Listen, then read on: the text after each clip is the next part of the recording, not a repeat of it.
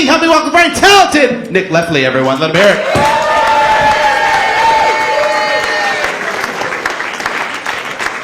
Wow, thank you very much.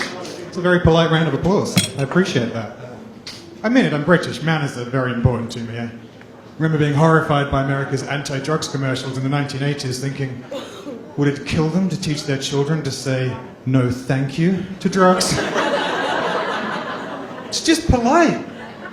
This grubby, suspicious man on the corner here has just offered your child drugs out of the goodness of his own heart. The least you can do is respond courteously.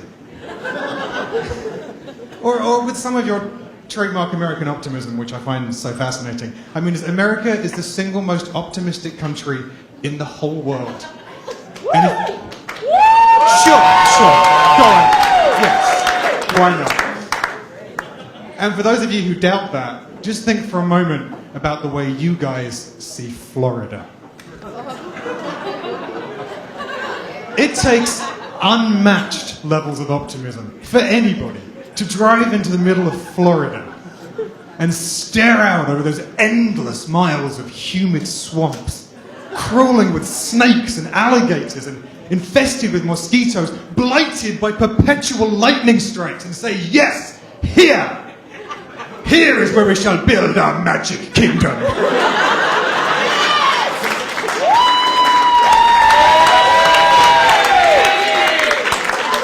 It's amazing. I salute you for it. Anyone else in the world would have immediately seen the potential for some kind of enormous maximum security prison for supervillains. But no. You guys went with whimsical theme park and a scattering of retirement communities.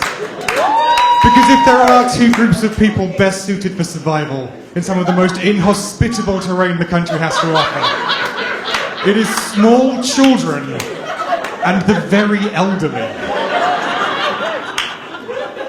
I congratulate you on your madness, America.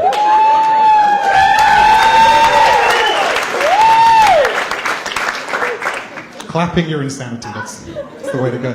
You're not the only country that makes terrible decisions. I want you to know that. My country makes some very bad decisions. Chief among them to me is Britain's choice of national animal, which is the animal a country chooses to represent it. Like, it's something local that they're proud of normally, like the way India has the tiger, that kind of thing. Britain ruins that system for everybody by cheating. Because Britain actually has two national animals. And those animals are the lion and the unicorn.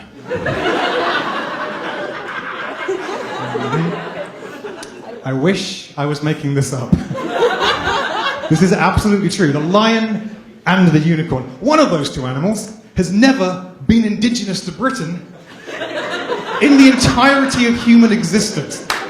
And that's the good one. Because the other one, you might have noticed, is in fact fictional. Now, I get it. Britain is a small island. Our most formidable, naturally occurring predator is the spaniel. But the fact we had to make an animal up is humiliating. They're on my passport. There is a picture of a lion and a unicorn on the front of my passport. Do you know what that's like? To know that every single time I go through customs at JFK, someone is going to ask me how things are back in Narnia.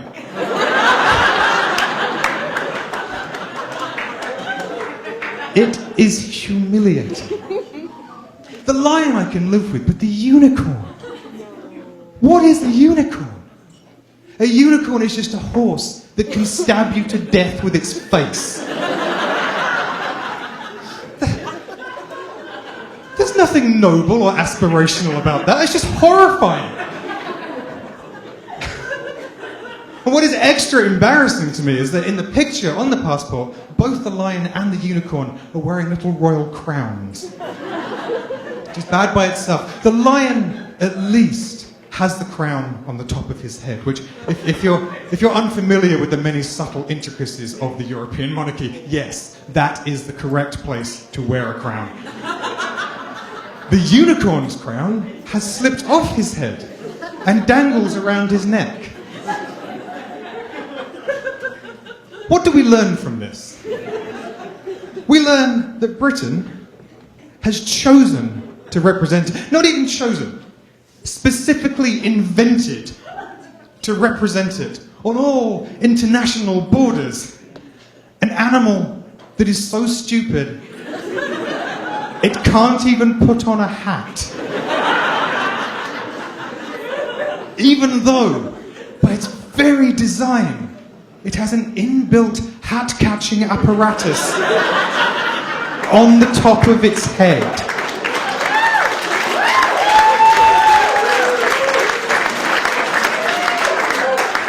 What does that say about my country? Because the point of a national animal, when you get down to it, is it's supposed to symbolize the character of your country. That's what it's really for. Look at you guys. America has the eagle. It's perfect for you. The eagle, it's big, it's powerful, it's majestic. It has the capacity to conduct long-range aerial bombardments against other, much smaller, less well-equipped animals.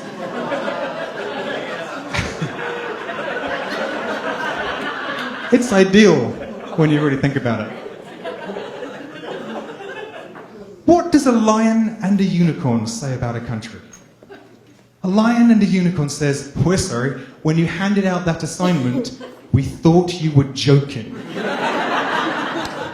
So, we just drew this picture of a magic horse. And if that is not a reason to emigrate, I don't know what is. But thank you very much for listening. Good night.